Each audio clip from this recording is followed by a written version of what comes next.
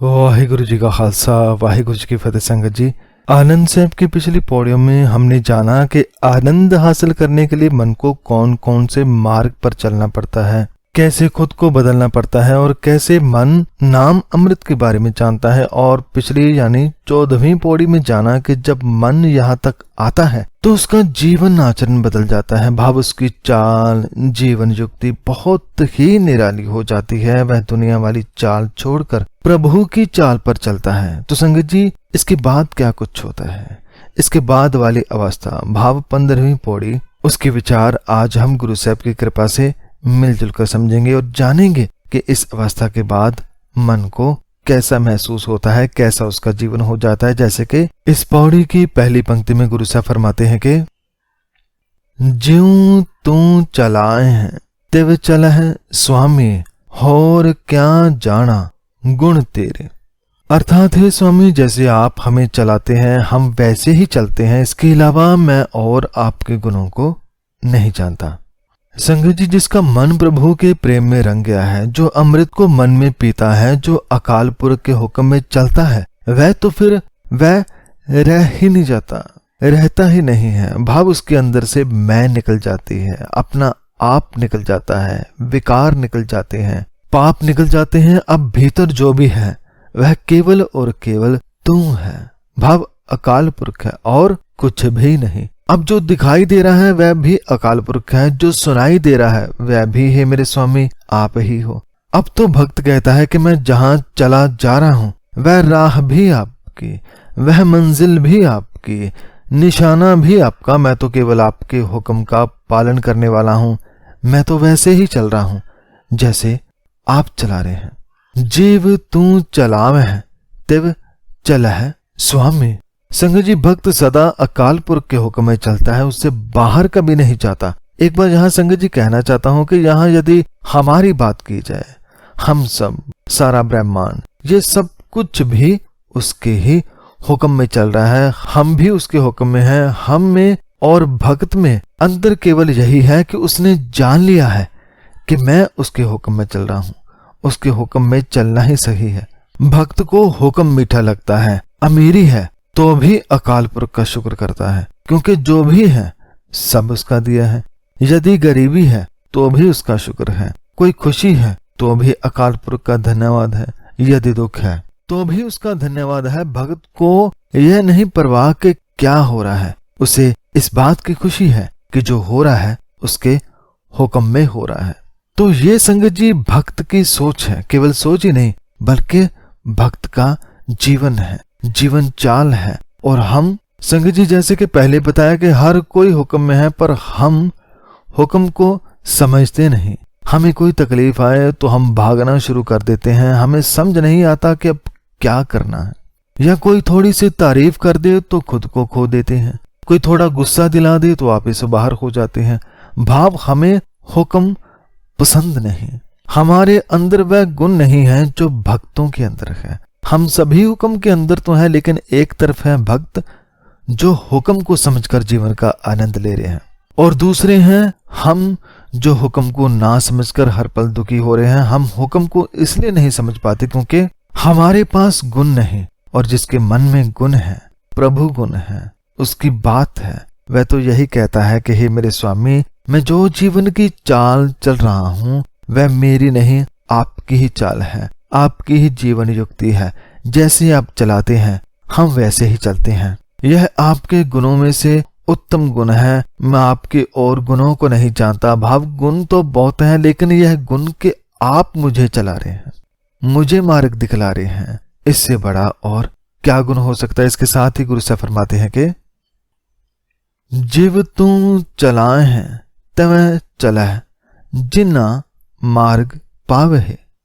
अर्थात जैसे तू भाव जैसे आप चलाते हैं वैसे ही हम चलते हैं, और वही इस राह पर चलते हैं जिन्हें आप इस मार्ग पर चलाते हैं।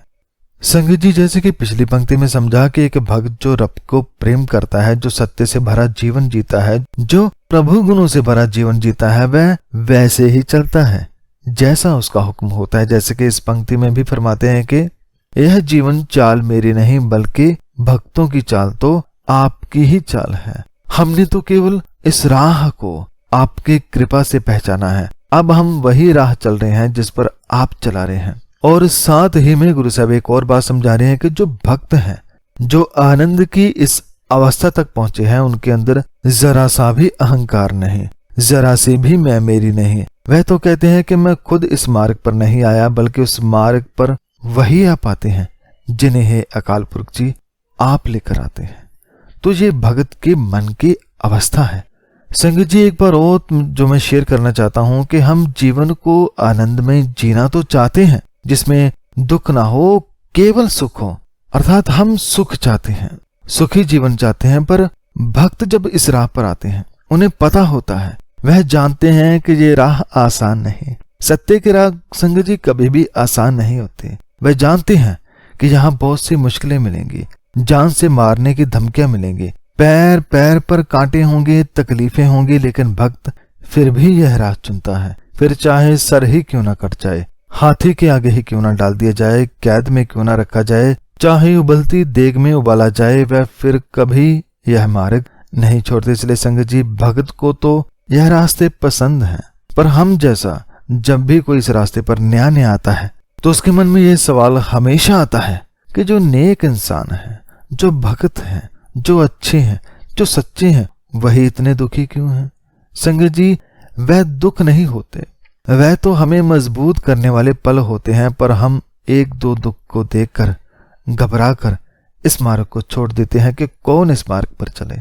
पर भक्त गुरु का प्यारा इस राह को कभी नहीं छोड़ता, चाहे जान ही क्यों न चले जाए। गुरु साहब फरमाते हैं कि हे स्वामी, जिस राह पर आप हमें चलाना चाहते हैं, उसी राह पर हम चलते हैं, उसी मार्ग पर हम चले हैं। तो इस पंक्ति के बाद गुरु साहब फरमाते हैं कि कर कृपा जिन नाम लाए हैं, स हर हर सदा त्याव है। अर्थात अपनी कृपा करके जिन्हें आप नाम स्मरण में लगा देते हैं, वह सदा ही आपका ध्यान करते रहते हैं। संगत जी यदि कृपा बख्शिश की बात करें तो कृपा तो हर पल बरस ही रही है, हर पल में ही उसकी कृपा है, मेहर है, बख्शिश है। पर हमें इसे पाना नहीं आता। हमें इसे कैसे पाना है या कृपा के पात्र कैसे बनना है, इसका हमें ज्ञान ना होने के कारण हम उसकी बख्शिश से वंचित रह जाते हैं। तो कर्म के पात्र कैसे बनना है, कृपा के पात्र कैसे बनना है, संगत जी इसके बारे में हमने जपजी साहब की 5 खंडों में बड़े ही विस्तार से जाना था। तो एक बार फिर एक ही पंक्ति में सारी बात को समझते हैं कि जो मन धर्म खंड भाव ब्रह्मांड रूपी धर्म को समझता है और जो गुरु से ज्ञान हासिल करता है और ज्ञान खंड भाव ज्ञान पर जो श्रम करता है, जो मेहनत करके जीता है, जो ज्ञान पर मेहनत करता है, वह मन फिर कर्म खंड तक आता है। भाव वह कर्म का पात्र बनता है, कृपा का पात्र बनता है। और जो यहाँ तक आता है वह मन कैसा हो जाता है, तो उसके बारे में फरमाया था कि वह तो अकाल पुरख के रंग में रंग जाता है। उसकी सोच इतनी बारीक हो जाती है कि वह एक उसके सिवा दूसरी ओर किसी को नहीं देखता। वह सत्य के रास्ते पर चलता है।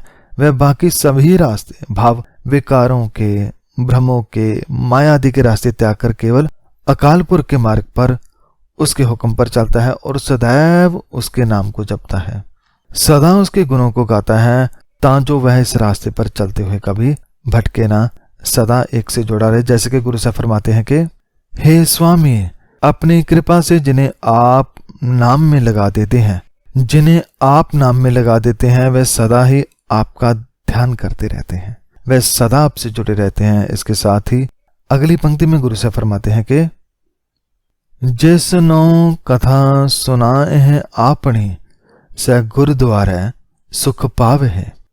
जैसे कि पिछली पंक्ति में जाना कि जो अकाल पुरख के मार्ग पर चलता है वह सदा उसके नाम का, गुणों का ध्यान करता है, पर वह नाम है कहाँ, ध्यान कैसे लगाना है, इसके लिए हमें भाव मन को गुरु के द्वार पर जाना पड़ेगा। सो जो मन गुरु के पास जाता है, गुरु की वाणी को सुनता है, वह वाणी जो नाम से भरी है, जो गुणों से भरी है, जो हर की कथा से भरी है, उसे पढ़ पढ़कर नाम को पीता है, अमृत पीता है, आनंद हासिल करता है। संगत जी हर की कथा क्या है, गुरु की वाणी। गुरबाणी में संगत जी हर की कथा है, अकाल पुरख की कथा है, पर जीवन की कथा नहीं, जैसे उनके जीवन में क्या क्या हो नहीं, बल्कि अकाल पुरख के गुणों की कथा है। जैसे यदि सरल तरीके से समझना हो तो मूल मंत्र को समझे।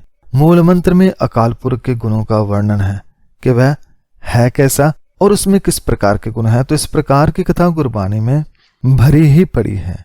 इसे जैसे जैसे मन सुनता है गुरु की वाणी को, हर की कथा को जब मन सुनता है, समझता है, जीता है, तो वह प्रभु गुण जो पढ़े हैं वह मन में भी उतर जाते हैं। भाव जो प्रभु गुण है वह पढ़ने वाले मन में आ बसते हैं और मन ऐसी कथा से, भाव प्रभु गुणों से तो भरता ही है, साथ में आनंद से भी भर जाता है, शांति से भर जाता है, सत्य से भर जाता है। जैसे कि गुरु साहब इस पंक्ति में फरमाते हैं कि जिसको तू अपने सिफ्त सलाह की बानी सुनाता है, सुनने की ओर प्रेरित करता है, वह लोग गुरु के द्वार पर पहुंच के आत्मिक आनंद भोगते हैं।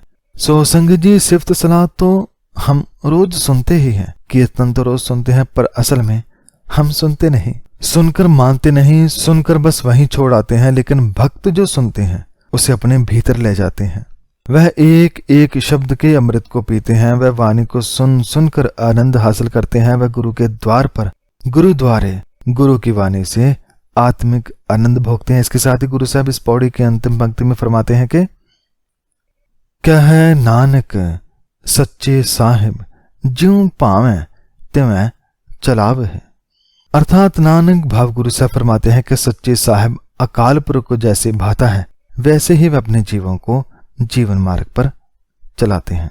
तो संगत जी, भक्त सेवक गुरुमुख जो है, जो गुरु के द्वार से गुरु की शिक्षा को सुनता है, समझता है, जो हर की कथा को गुरु की वाणी से सुनकर मानता है, जो अकाल पुरख के हुक्म को समझ कर चलता है, वह सदैव यही कहता है कि हे मेरे स्वामी, मैं अब खुद नहीं चल रहा है, बल्कि जैसे आप चला रहे हैं वैसा ही चल रहा हूं।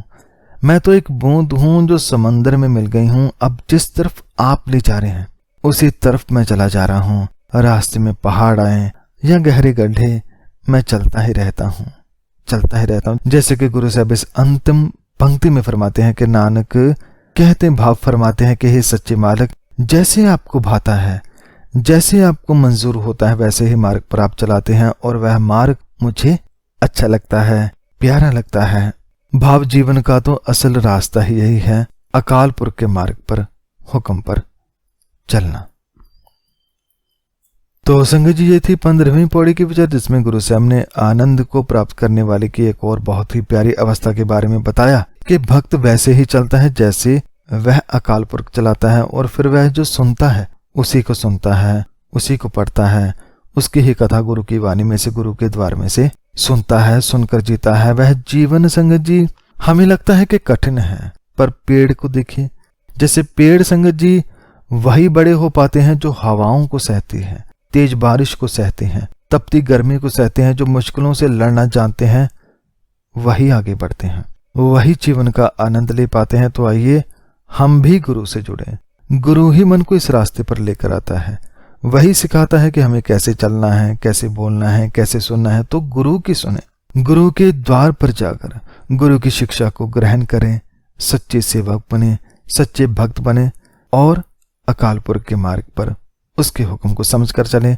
तो आज के विचार में इतना ही। इस विचार के दौरान हुई सभी गलतियों की मैं क्षमा चाहता हूँ और इस विचार के लिए सदगुरु श्री गुरु ग्रंथ साहिब जी महाराज को धन्यवाद करता हूँ, और आप सब संगत का भी इस विचार को सुनने के लिए बहुत बहुत धन्यवाद। वाहिगुरु जी का खालसा, वाहिगुरु जी की फतेह।